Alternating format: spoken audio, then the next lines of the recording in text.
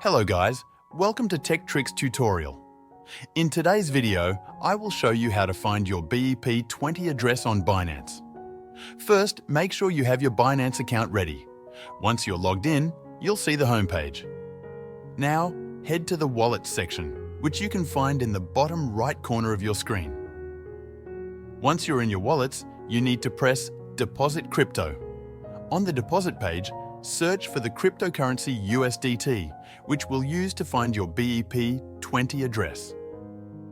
After selecting USDT, you'll see an option to choose a network. Make sure to select BNB Smart Chain BEP20 as your network. Once you choose that, your BEP20 address will appear. You can now copy this address by pressing the copy button, or you can save it as an image to share later. That's it. Now you know how to find your BEP20 address on Binance.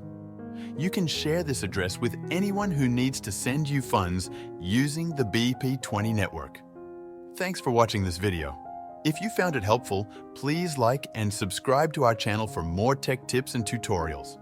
See you next time.